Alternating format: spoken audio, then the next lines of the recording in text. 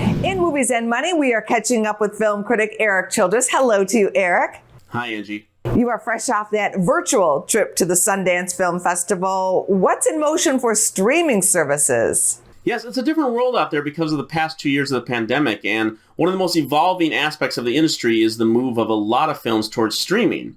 Now, part of this had already been in motion thanks to the rise of Netflix, but now with only sure bets populating movie theaters, it has been the independent world that is facing the biggest adaptation. Given that Sundance has been the dominating force for indie cinema for decades, it only makes sense that streamers have gravitated towards making some of the bigger deals in recent years for ready-set films to boost their subscription base. Now, before where specialty studios like A24, Fox Searchlight, and more recently Neon were the ones everyone was waiting to act on, and in many cases lead the bidding wars, now we see Amazon, Hulu, Apple, and of course Netflix getting ahead of the game. Bring us up to date. What's happening with deal making for movies at the festival? Well, not the kind of numbers leading the headlines, Angie, but we also have not seen a lot of high-profile deals go down up through Wednesday. Now, National Geographic picked up a couple of documentaries, including The Territory and Fire of Love. Sony Classics picked up Living with Bill Nighy, a remake of Akira Kurosawa's Akira, about a man who tries to change his outlook on life after discovering he is dying.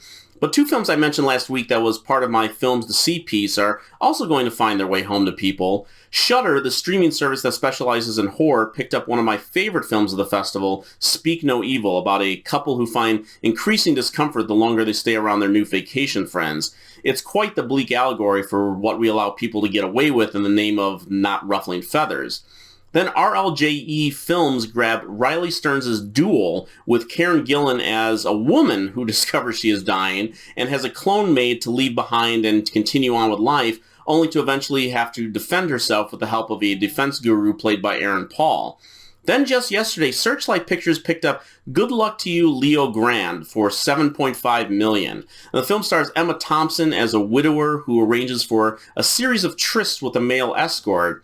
It is a lovely, funny film that Thompson is so good in with her co-star Daryl McCormick, and it will debut exclusively on Hulu later this year. You've been watching a lot of movies all week from Sundance, at home of course. Are there any that you believe deserve a deal? Absolutely, Angie. And one of them is a new film from filmmakers Justin Benson and Aaron Moorhead, whose work I have admired for a while, and their new one, Something in the Dirt, works like a satire of amateur conspiracy theorists trying to film a documentary about a phenomenon occurring in their apartment complex. It's a fun, if overlong, film from a duo whose stock is on the rise, as they are the directors of Disney Plus's upcoming Moon Knight series in March.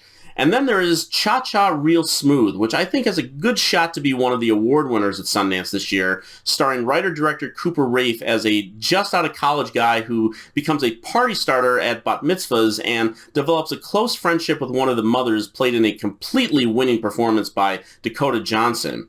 Now, Apple TV is reportedly in the running for this one, and they were one of the big winners last year with the pickup of opening night film Coda, another crowd pleaser that we may be hearing about when Oscar nominations come out in a few weeks. Cha-Cha Real Smooth would be another great title for them. Much to look forward to on the big screen and the small screen. Thank you, Erik. Thank you, Angie. Go to businessfirstam.com for where to see our show on TV.